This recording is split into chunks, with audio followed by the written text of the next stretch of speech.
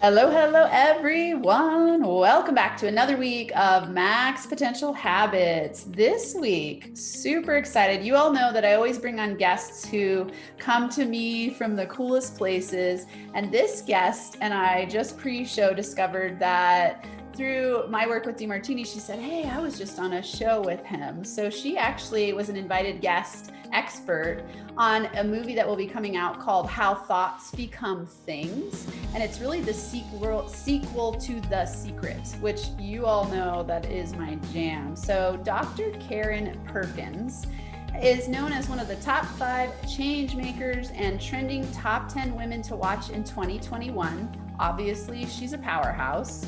She has written several books. She's a lifelong student of emotional intelligence and human behavior as it relates to business. She has a master's, a doctorate in business administration. She's coached, consulted, and spoken in over 50 countries around the globe and is considered one of the top 5 change management coaches in America. So her book, Emotional Power, I want to talk about emotional power. That sounds amazing. Dives deep into the link between emotion and logic. So she's a mindset master. Sounds like also we can have a fun conversation around manifestation and all things business. So buckle in for today's show. I'm sure you're going to want to get a pen and paper to hear from Dr. Karen. Thank you so much for being here. I am so excited to be here. You are one of my heroes. You know, we talked earlier and I just went, "Oh my gosh." So I admire your traits and qualities, and you have a few that I'm going to aspire to learning more about to incorporate into my life. Thank you. That's a huge compliment coming from you. I appreciate it so much. I'm curious, I didn't ask you before, how long have you been in the coaching consulting industry? Since you were a very small child. Um, let's see. I have been in the industry for, how old am I? Holy cow, I'm getting old. I have been in the industry for a good 30 years, That's 35 years. awesome. That's so It great. yeah, good 35 years, and I've done coaching and with public speaking on the side, and then I did public speaking with coaching on the side, and then I did coaching, and now I'm kind of just half and half. So fun. Okay, we're gonna have so many fun things to talk about. And it's interesting because it'll be related to conversations we had on your show, but it's, to me, I want to dive deep. First, let's go with what's a quote that you live by or just love, one of your favorite top go-to quotes? I have so many quotes that I love. Um, my two favorite, one, and we talked about it earlier, is from Maya Angelou, and it's, "I did what I knew. When I knew better, I did better." And that is, don't beat yourself up over the past. Just don't do it today and tomorrow. And, continually get better. But the quote that I'm probably most known by is, "What you believe to be true is true for you." And that goes right back to the mindset. And you know that with the coaching that you do. If I believe it's true, I act accordingly. And it may not be true. If I believe it's true to me, regardless of the reality of it. Yeah, And so I love that. what you believe to be true is true for you. So powerful. I mean, you're bringing in the power of paradigms and the way that we think and how it shapes our reality, because that's what you track for in your environment. And then you confirm that it's true because it's true to you. And, Yeah. I love that. That's really, really great. Oh, go for it. Oh, I was going to say, you talk about tracking, and the fact is, and I sometimes people are like, but if you can count it, okay, if you can count it, you can fix it. Uh, So you first have to decide what it is you want to watch it, and if you can watch it and you can see it, you can now identify what needs to be changed and you can change it. If you don't count it, you don't know how to fix or what to fix or if it even really needs fixed. So powerful. Let's go here for a second. This is awesome because when I very first started coaching, I started with a blog, and it was like I probably did like 4 blogs before I shifted to video and started doing a vlog and then turned it into a podcast. But one of my methods was called the LATA method, and it's LATA, which was list, action, track, achieve. And the reason I came up with that was exactly what you're talking about, because at the time I was building my business while I was finishing writing my dissertation. And I noticed that I was so inspired about my business that my dissertation wasn't getting done.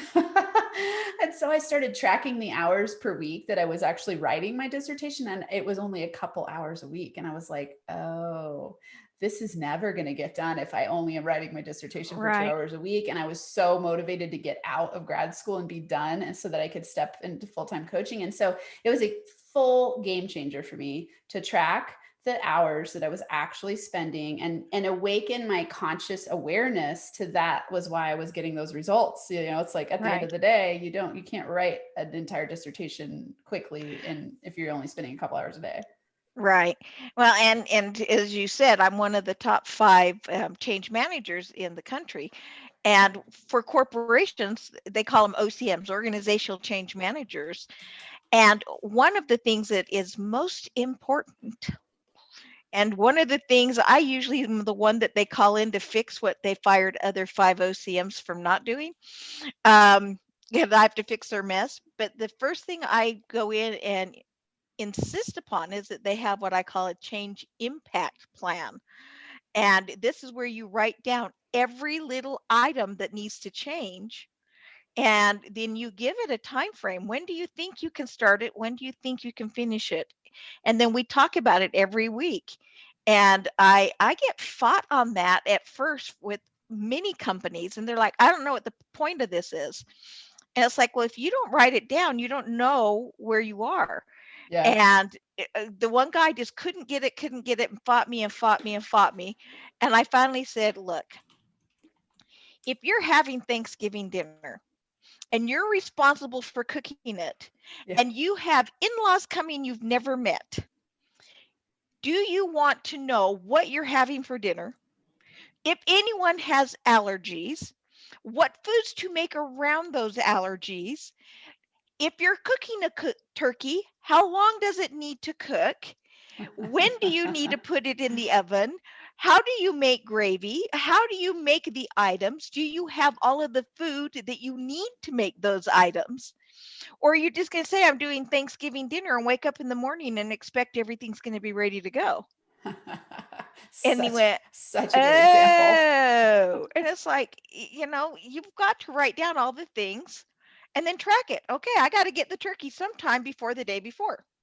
Better 2 days before, so that since it's frozen, it has time to thaw. And then I probably ought to know how to thaw the dang thing. Yeah. But people just don't stop and think about that. Yeah. And I'm an NLP expert, but it's funny because a lot of mine is based more off of the sciences and the logic behind it. Because people just, it's like, okay, I want to lose 20 pounds. Okay, well, I want to lose 100, but that's another issue. I want to lose 20 pounds, so I'm going to exercise every day. Okay, and what kind of exercise are you going to do? And how long are you going to do it? And what time are you going to do it? Because if I just say I'm going to exercise every day, when I wake up in the morning, oh, I'll do it later. Yeah. And later I go, oh, tonight. And then tonight, oh, I'm too tired, I'll do it tomorrow. Yeah. And after doing that for 3, 4, 5 days, it's like, I'm not going to do it. Why bother? Yeah. And and you lose your steam completely for the initial inspiration to do it in the first place. Yeah, and that's not to say beat yourself up because you didn't do it. But if I know, okay, I'm going to wake up. I wake up every day at 4:30 in the morning. I'm going to go ahead and do A, B, and C until about 5:30. And then 5:30, I'm going to walk on the treadmill for however long, let's say an hour. 6:30, great, I'm done with that. I'm going to jump in the shower, get cleaned up, have breakfast, and I'm going to be ready for my day by 9 o'clock. So instead, if I don't start at 5:30 and it's 5:45, oh well, as long as I'm still ready close to 9 o'clock. Yeah.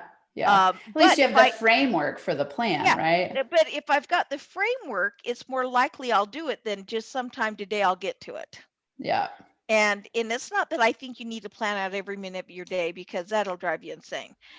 But you need to have the general outline. If there's specific things you have to do, when is it that you're going to start, and when do you plan on being finished? And if you don't, what prevented you from doing it, and what can we do to fix that? Yeah. And that's our life. If you want to earn $1 million by Friday, and it's Friday and you didn't earn $1 million, well, what obstacles did you have, and what can we do to change those?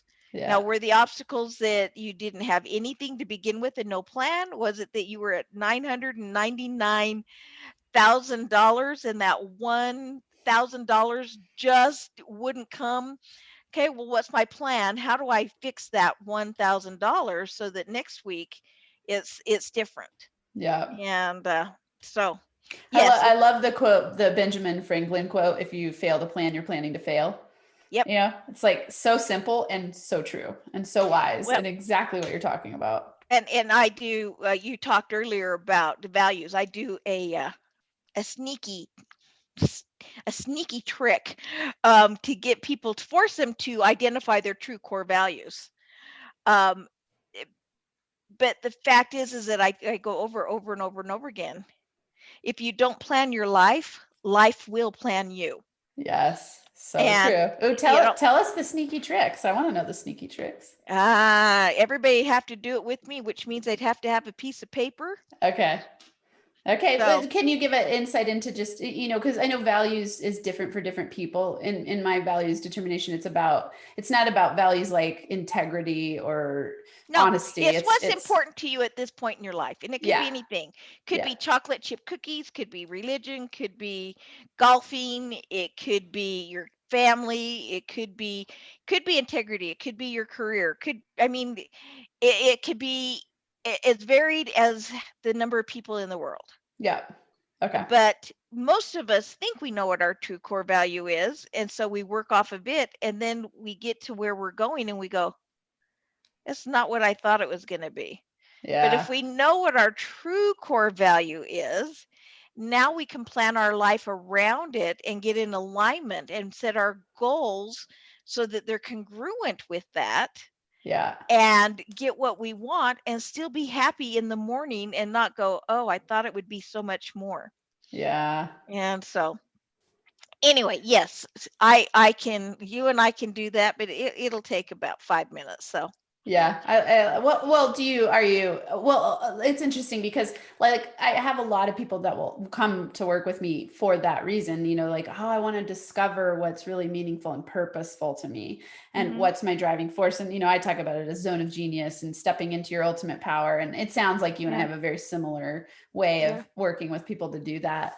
Well, I want to know, why is that important? You know, why is it important to orient your life through your true core values? Because what happens is we go off of what others have told us that we should do, or what we thought we wanted to be when we were 20 and now we're 57. And all of a sudden it's like, yeah, what was important when I was 20 is not important today. Yeah. Um, or we have life changes. And we do things because we societally think we should, or because it's the decision we made when we were younger. And for instance, and I see this all the time, and I have a client, we'll call him Bob. That's not his name, but it's just we call him Bob. Bob was a top executive in a major corporation, a Fortune 500 company, and Bob wanted to provide for his family. His family was very important to him, and to him that meant they had the best of everything. So he worked and worked and worked, and it was not uncommon to work 80 to 100 hours a week. And his family had the best of everything. They had multiple homes and multiple places, so they could go wherever they wanted. The kids all went to private school, and there were yachts and Ferraris and whatnot. And he just worked all the time so that he could provide for his family. And he felt successful because he was successful with his career. He felt successful because his family had everything. And he came home one day and there was no family because all his family wanted was to spend time with him. And he didn't spend any time with them. And he just realized, wow, I didn't really plan my life around my family. I planned my life around money. Mm-hmm. And, now that I understand that my core value is family, how do I plan around that while incorporating bringing in money? Mm-hmm. Well, long story short, he did remarry and did have a second family. And he takes off every Wednesday at noon so that he can go to the kids' soccer games and things. Friday, he leaves his phone in the office, his office phone. Nobody has his private number but his assistant, and she knows to only call it if it's 1000% an emergency, and then he may or may not answer because if he's the only one that can fix it, then the company's got a problem, and he goes home early on Friday and he's home all weekend. And he Yeah. comes into work Monday morning and he leaves at a normal hour every day other than Wednesdays, and he leaves early. And he puts in 40, sometimes 50 hours a week, which is not uncommon. And he puts in 40, 50 hours a week, but no longer the 80 to 100. Yeah. He And so prioritizes. he has time with his kids, but what he Yeah. found, the funny thing was, is because his life was prioritized and in order, he actually got promotions and is making more money. Yeah. And so but he had to plan his life around that Yeah. instead of around the money, and he didn't realize he was even planning it around the money. Yeah. And once you can stop and say, okay, and so we worked together on that, and it's like, I'm sorry she walked out. Can we fix that? Can we get her back? And it was, the damage was too much. She wasn't coming back. And so it's like, okay, let's figure out what your true core values are and what we can do to align you with those and still accomplish some of the other things you want to accomplish. And Yeah. it's like you said earlier, it's a path, it's a journey. It's not an overnight thing. And he had a path and a journey. It wasn't overnight, but he's more successful today than he was before, and he has his family, which was his really number one true core value, was his family. Yeah. There's so much gold in what you just said because, you're bringing up the power of clarity. Are you clear about what your core values are? Are you aligned with them? Are Yeah. you seeking building something that you're going to build? And then when you get there, realize this isn't really what I wanted to build because it wasn't in alignment. And, Yeah. it's like, and that whatever success means to everyone listening or watching, it's going to be different based on your core values, and it's Yeah. going to be different based on your history and your where you want to go and your age. Even it's going to be based on, it's Well, like if you're 20, you're going to have different value system than when you're 30, 40, 50. So I've right. noticed that the older we get, the more the values shift less because you're more aligned and you're more Yeah, you're more clear. aligned, and you've made your mistakes along the way and realized, Yeah. oh, that's not a value. Yeah. Yeah. And my I have a home study course and what I speak about, and I have coaching that's involved with it too. One of my coachings, group coaching, is living first class, and people are like, oh, you're making everybody make money, and it's like, yeah, I do. However, living first class is not all about sitting in the front of the airplane. Yeah. It's not all about money. First class to me is different than first class is to somebody else. For me, first class is being fit financially, spiritually, emotionally, and physically so that I can be of service to the world. Yeah. And, what does fit mean? Well, for me, I know what it means exactly. Some people, they're living first class is being able to sit on a beach and relax and be with their significant other. Mm-hmm. Some it's having time to sit in a corner in a nice cushy chair in front of a fireplace and read. Mm-hmm. Some it's to be number one on the ring in the company. It's something different for everybody, and it's Yeah. not right or wrong. It's what's right for you. Yes. And we're all different. And what's right for me pretty much won't be what's right for you. What's right for you won't be what's right for Bob, and what's right for Bob may not be right for Susan. And Yeah. Yeah. it's I want to say hallelujah, sister. Right? Like it's wild. You know, we were on your show, we were talking about negative self-comparison. And I think that's where people get really stuck in shooting themselves about what they mhm, want. And it takes some time to drop the layers of other people's BS, of what they've told you you should be, of what cultures told you you should be, of what society, your parents, even partners, you know, like we get a lot of downloads about who we should be and what we should want, instead of just dropping into like, what do I really want? And it's that piece of tapping into core values and having someone yeah, help you do that if you don't know how. But it's just, you know, for me, I always look at it when we're in alignment, we know because we wake up in the morning and we're like, yes, yes, yes, yes, yes. My life feels good. My relationships feel good. My money feels good. My impact that I'm making in the world feels good. My business is flowing. Like that's where we know that we've really aligned with yeah. our core values. Oh, absolutely, 100%. And I say it over and over and over again. If you are going to compare yourself to someone else, compare yourself to the entire picture. Yes. The entire picture. And we talked about Miss America and stuff, but I another story. You guys are like, I no, love we didn't. Yeah, stories. we did on another show. Yeah, that's right. When I was young and my children were young, I had 3 kids in 2.5 years. No, it was not on purpose. I would like to have planned a child, uh, but I love them dearly.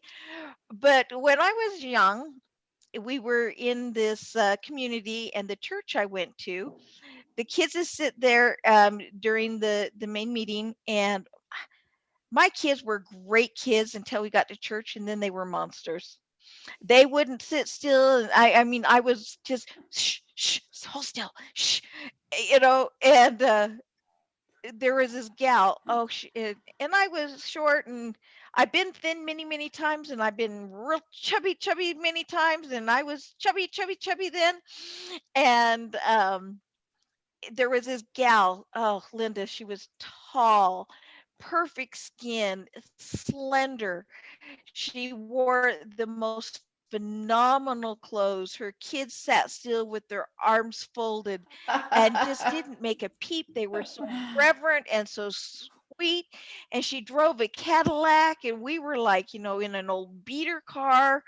And I mean, she just had it all together. And I would think, "Oh, I am so jealous of her. I wish I were just like her. Oh, I'm so jealous. I'm so jealous." And one day I just kept getting this overwhelming feeling that I needed to call her and see how she was doing.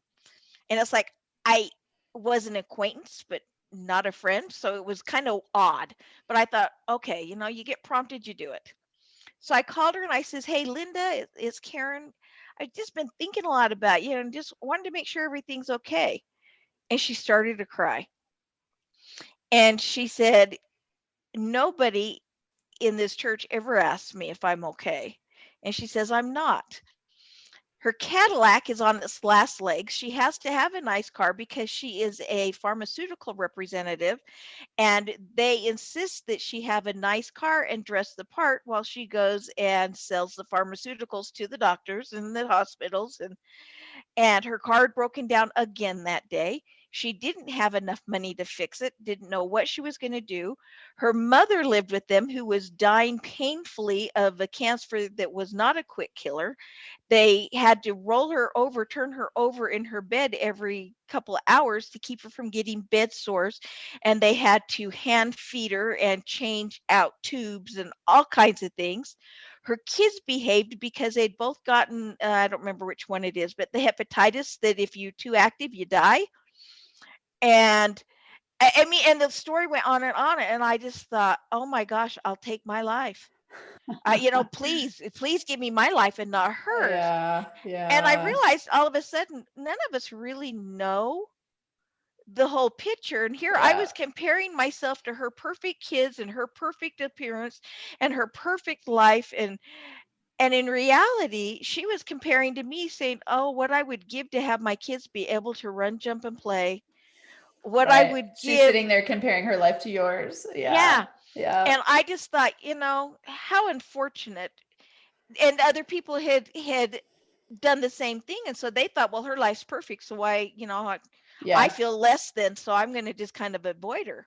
And Yeah. yet she was a beautiful, warm, kind person inside and out. Yeah. And they didn't have the money because her husband had to stay home to take care of her mom. So she was the only one working, and she couldn't work because her car was broken down. She couldn't fix the car. And so, don't compare yourself, because you only see the outside. You don't compare yourself to the Facebook person, because usually, and those that do are usually don't want to know, but usually we don't hang our dirty laundry on Facebook. Yeah. Usually we don't,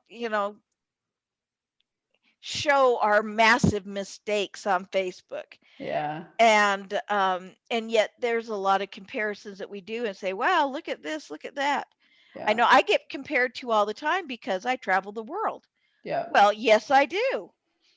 But I usually do it on a company's dime because they want me to come in and coach and consult with them there wherever they are.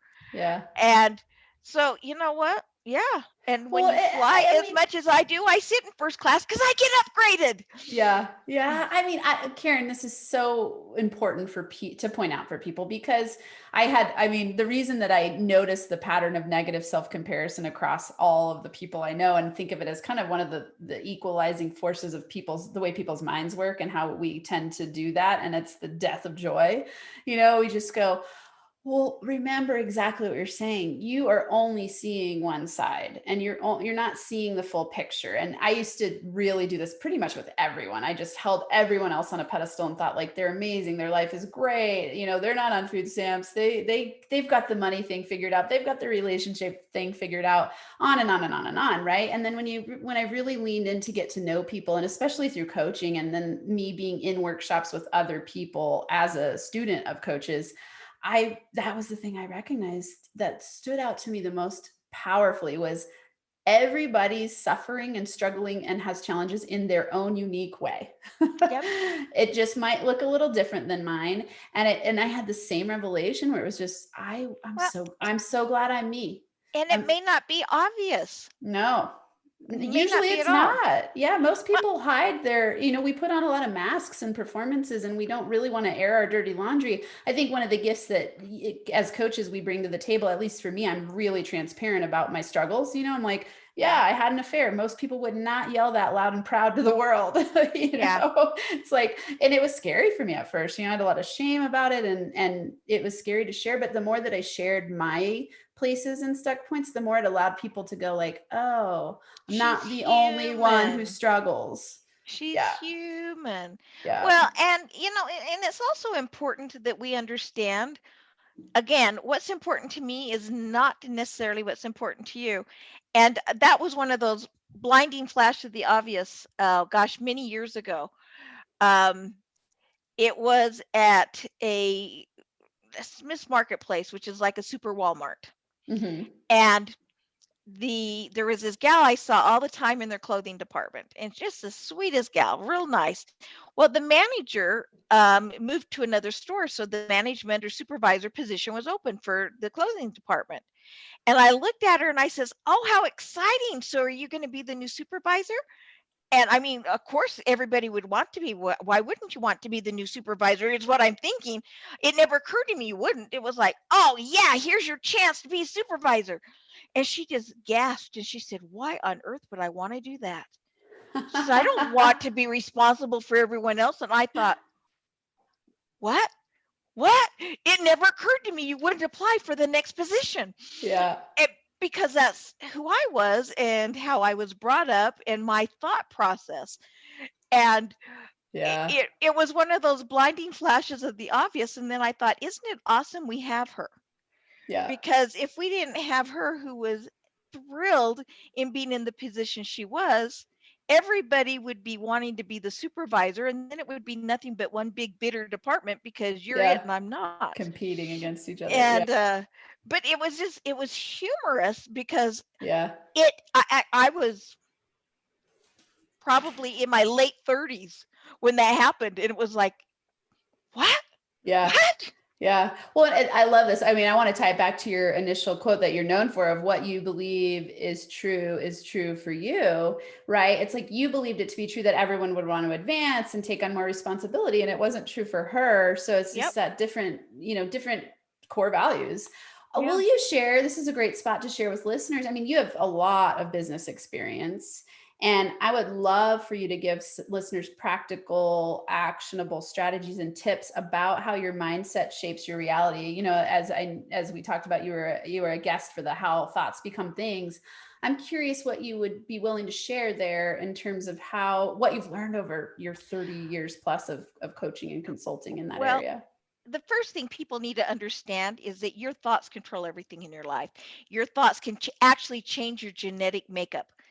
Literally, scientifically proven, it can change your genetic makeup. It changes your neuropeptides, it changes your everything. It changes all of your cells. And if you're putting in negative thoughts and negative energy, your cells, it attaches to your cells.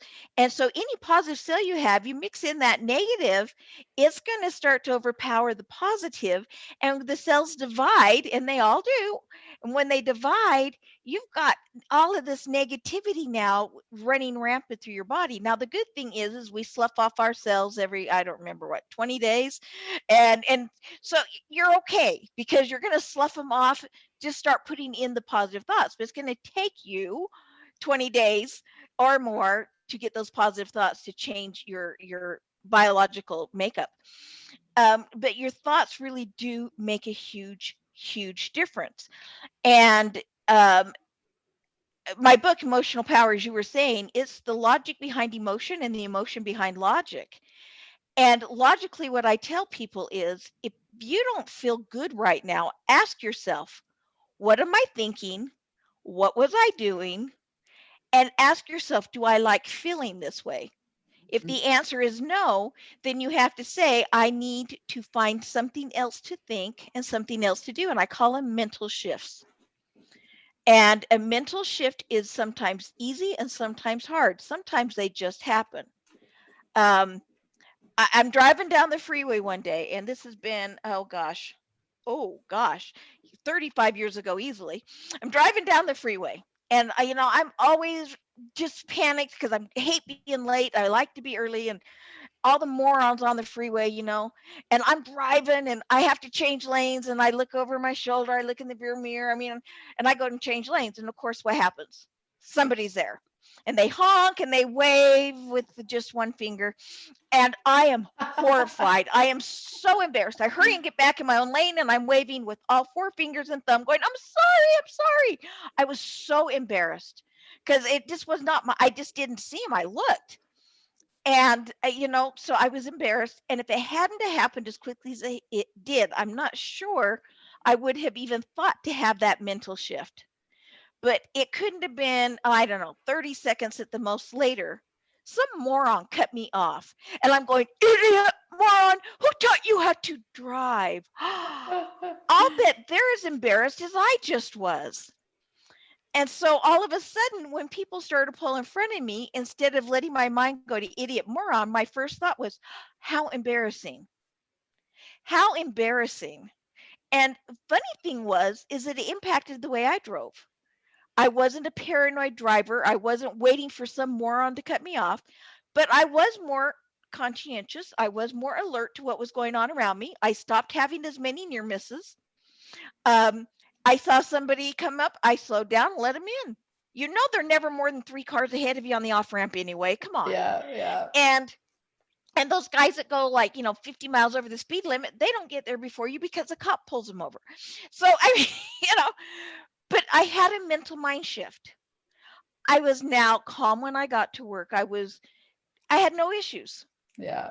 And so what I tell people is if you're feeling great, stop and say, what am I thinking? What am I doing? And if I like it, keep doing it. Yeah. And if I don't like it, then say, how do I shift this thought? And sometimes you just have to reframe it just a Yeah. little bit. And an example is, and you'll catch it, I'm sure, as soon as I say it. I got really sick, and I got a disease called enterococcus, a bacteria, world's deadliest bacteria. And I ended up being on a PICC line for 4 months with a 27% chance of living. Wow.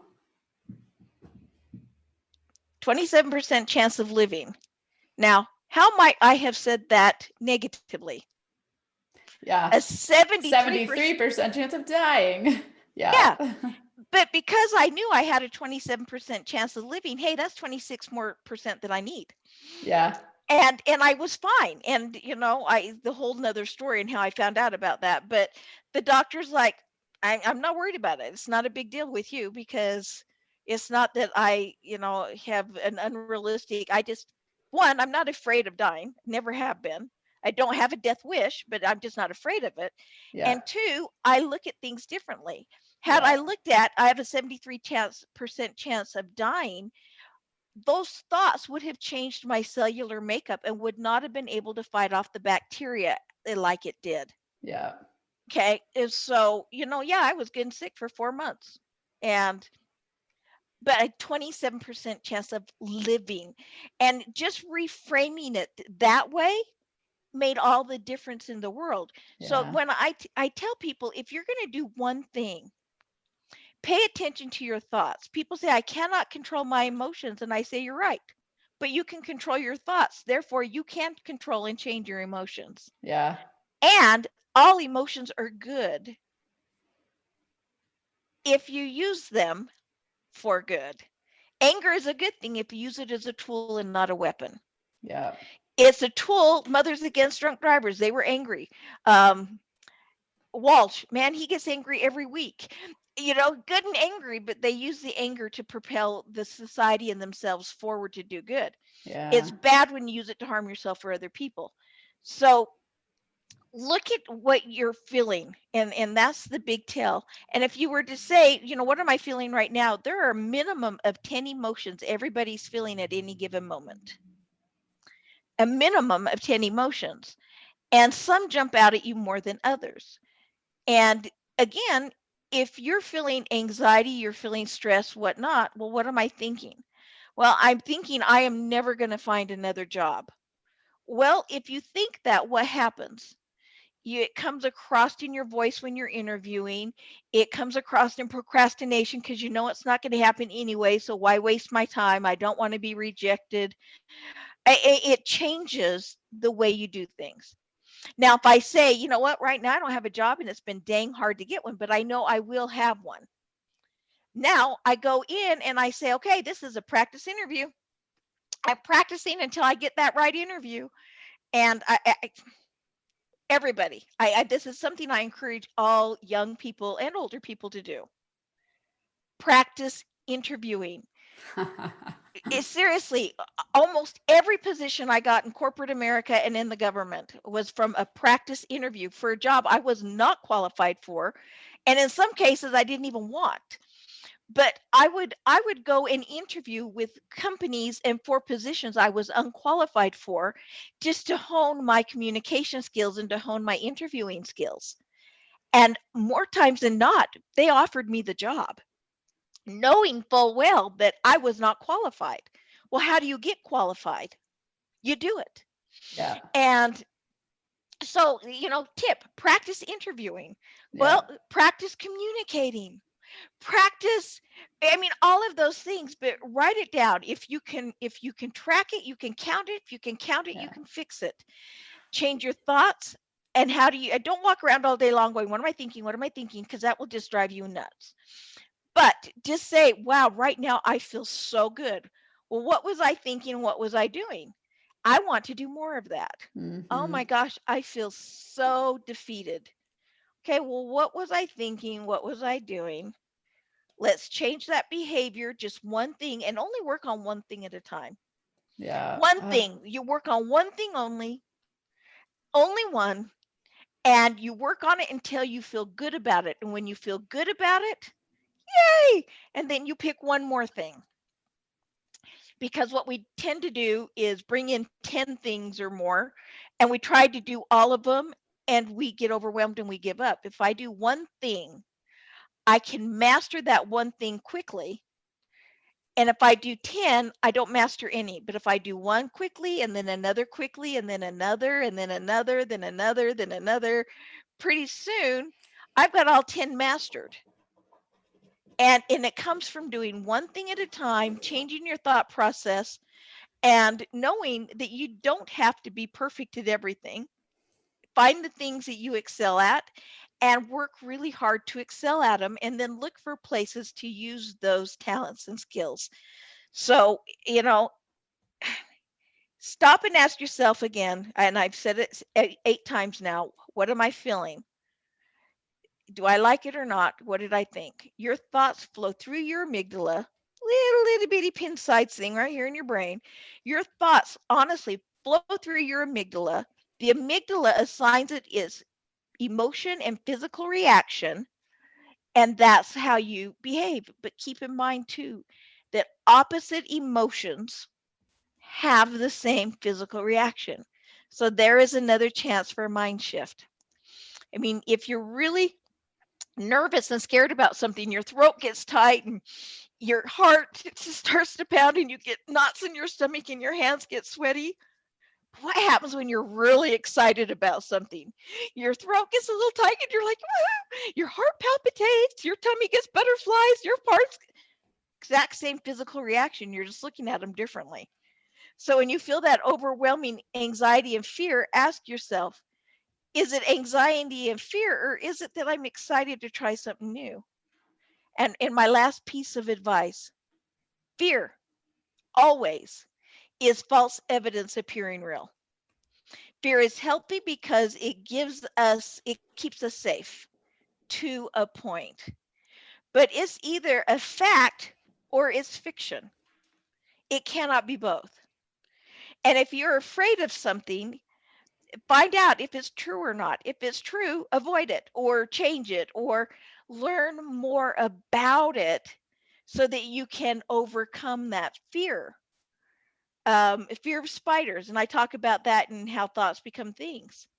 I was deathly afraid of spiders, and I was the director. You like this? No room on my name for the business card. Director of Utah State Parks and Recreation's Reservation Call Center. Wow. But that meant I had to go camping a lot. Now, I enjoy camping, but I also know that meant a lot of spiders, and I would rather be thrown in a pit of cobra snakes than a pit of daddy longlegs because I'd rather die of venom than fear. And I realized this just was not going to work. And so I started to study about spiders. And I now have a healthy respect for them. And quite honestly, they are the world's most fascinating architects there are. I mean, you look at their webs, they're absolutely stunning and gorgeous. And I got a healthy respect for spiders. I found out which ones were poisonous, where they most likely lived, how they usually attack, why they attack, how I could kill them. Yes, I kill spiders. All of you people who say don't do that. If they're in my home, I will kill them. If they're outside, I will walk around them unless they're attacking me. But um, I know which one. I know that a hobo spider can kill you, and I know what part of the state they are in, and I know where they like to hide. So I can avoid that. But I know all the other spiders, for the most part, 99% of them are just nothing but a bug. And so that overwhelming fear of spiders went away Mm-hmm. because now Yeah. I know the facts about them. Yeah. And so there was no need for a fear because it's either fact or fiction. In my mind, it was fiction with some facts. Yes, I should be afraid of hobo spiders. Yeah. Point blank, I should be afraid of them. Yeah. But if I also understand how to deal with the situation, then now I have a game plan. So fear is false evidence appearing real. Study it, find the facts. Why am I afraid of this? And you had said something earlier, and I know I just have talked without stopping, but I want to say one more thing and then I'll pause. Many years ago, there was a study done, and I don't know that it's still the case today, but at that point, the study showed that the number one fear in the country at that time truly was the fear of success. Mm-hmm. And why were people afraid of success? Because my friends may not like me anymore. People may mock me or challenge me or think that I think I'm haughty toddy. They'll think differently of me. People might take advantage of me. I'm going to lose my community. There's all these things, and they're so comfortable with their relationships in society that we're afraid of succeeding. And so we allow ourselves to be one of the crabs in the bucket. And the crabs in the bucket story, the crabs will keep pulling you in, and we just don't even bother trying to crawl out anymore because we're comfortable being with our other crabs. And those fears, in some cases, are facts. But if you have friends that would not be your friend anymore because you made money, they're not your friend to begin with. Yeah. Yeah. So, Okay. Whoever is listening and watching, go back 15 minutes and play that again.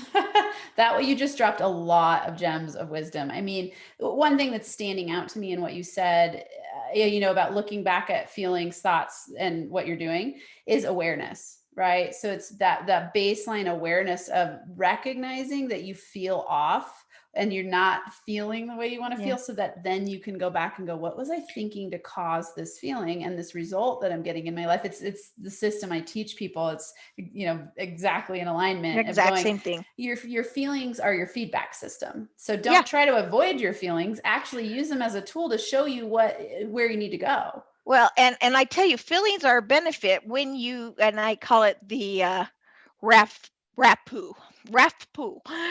First, you got to recognize, hey, I'm having an emotion, and then you got to acknowledge what emotion it is, and then you have to feel it fully. Yeah. If you need to sit and wail and scream and cry, do it. If you need to dance the happy dance, do it. But feel it and feel it fully. Don't get trapped in it though. Yeah. You got to feel it fully. Once you've felt it fully, now you can process it. And once you've processed it, now you can either use it or diffuse it. I You love can it. use it to your benefit, or you can say, you know what, it really isn't something that is beneficial for me. So you got to recognize, acknowledge, feel, and then, put it, process it, and then use or diffuse. So great. Very useful tool. Really good. I love that. It's bringing up this thought about how we tend to avoid our feelings. We don't want to feel bad. We live by the pleasure pain principle, and we avoid pain at all costs, but then the avoidance of it actually causes it to grow. And then something else bigger will happen until you really have, it's like the people I think of when they have that, the explosion moment, where it's like, Yep. oh, they just can't take it anymore because they've been avoiding. And I think most people think that when you lean into your feelings and acknowledge it and let yourself feel it, that you're actually it might overwhelm you and it might overtake you, and you can't, you'll never get past it, but it actually processes through so much faster. Well, it's like not dealing with the stages of grief. If I Yeah. ignore it and pretend I'm not grieving, one day I'm going to explode, Yeah. and it's going to be a whole lot worse than if I spent a week just grieving, Yeah. and or an hour or whatever. And all Yes. changes go through the stages of grief. Yeah. All changes, because you're giving up something you knew and Yeah. doing something different. And when that happens, you go through the stages of grief. You've had a loss. Yeah. But yeah, no, you got to feel it fully. And there are many studies, and even Dr. Bradley Nelson with the Emotion Code, they talk about stuffing your emotions. You literally stuff them in specific parts of your body, and it decays that part of your body, and that's part of your thoughts. It just gets trapped, and you Yeah. gotta let it out. Yeah. So much gold here. I could talk to you for a long time. Let's go with, what are your top 3 max potential habits that you believe got you where you are today? Daily affirmations. I write down. I listen to my daily affirmations, which, by the way, I'll give people a copy of that, an audio of them. Oh, great. Um, and it's truly daily affirmations, and it's keeping a gratitude journal. And it's, if I write down 10 things every day I'm grateful for, then when those horrible things happen that you aren't grateful for, your mind is open to finding solutions and finding the gratitude in what could happen or what other things so we don't get focused on just the bad, because nothing in life is 100%, including failure. So it's my daily affirmations, it's my gratitude journal, and honestly, it's tracking. It's tracking. And Love the it. big thing I track is I track my emotions and thoughts. And it's I can always tell when I'm allowing myself to sit into that negative thought space, and we all get there. And some days you're entitled to it, by darn, you just want it and you need it, so have it. You know, do it. Just don't get trapped there. Yeah.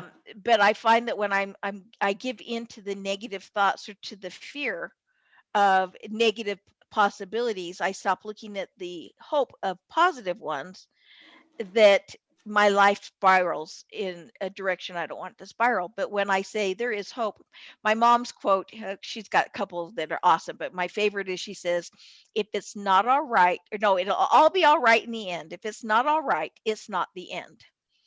So, Oh, wow. That so is a good one. I will leave with saying, it will all be all right in the end.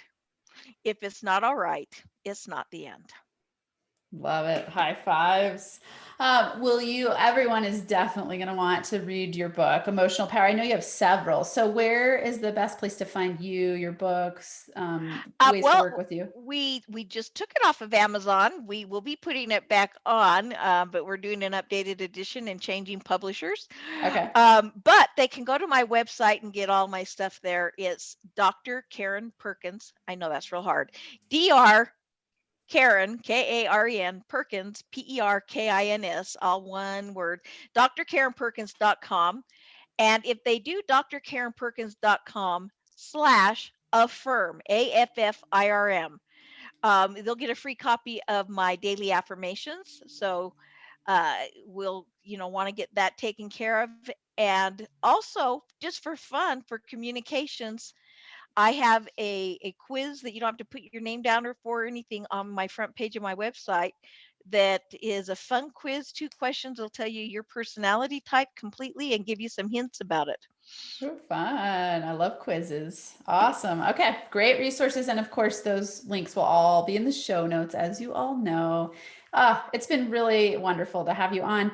I It's interesting sometimes when I know less about a guest, I just know like, oh, I know you're going to be a great guest, but then I get to dive in with you real time and learn more about you. And I don't always know the twists and turns of where conversations are going to take us, but I love the way that you story tell, and that you're bringing your years of wisdom of what you've done to the table and really sharing, I mean, obviously you and I are on the same page in terms of thoughts becoming things, and just really that's our life's work, it sounds like. So Yeah. I thank you for the alignment and sharing your wisdom with the Max Potential Habits community. And just, thank you. Really appreciate it. Well, thank you for letting me be on your show. You are amazing, and everybody in your audience is very, very blessed and lucky to have you sharing your wisdom with them every week. Thank you. Well, you and I will stay in touch for sure. All right, everyone. Thanks so much for being here for another week. I know we jammed out for quite a while. I think we almost went an hour. So thanks for staying tuned. I know that there was a lot of wisdom in that. So make sure you rewind, write down notes. Remember to be aware, consider your feelings, your thoughts, what you're doing. Look at your fears. Tap into your emotions and really use them as a guide, and know that your thoughts become things, and that you have the power to change your reality based on that awareness and the tips and tools that Dr. Karen provided for you. And don't forget to go get her affirmations that are free to you. Take her quiz, go to her website. Thank you again all for being here. I hope you have a max potential week where you thrive and feel alive. Thanks so much for listening to this episode of the Max Potential Habits podcast. If you're liking what you've heard, it would be so incredibly awesome if you would subscribe to the channel and leave a 5-star rating and a written review. This helps me help more people while we grow our NFA community so we can rock it out together. For Max Potential Habits resources, go to nfacoaching.com, where you can access all of my resources. There's free ebooks, PDF checklists, a journal template, a business mindset meditation kit, and so much more. Plus, links to NFA coaching on Instagram, YouTube, LinkedIn, and Facebook. And if you're super serious about up-leveling, there's also a link to schedule a free consult to work with me in group or one-on-one coaching. Until next time, I hope you have a Max Potential Habits Day where you get inspired to do whatever it takes to transform into the most empowered version of yourself so you can lead a rich, thriving, kick-ass life and business.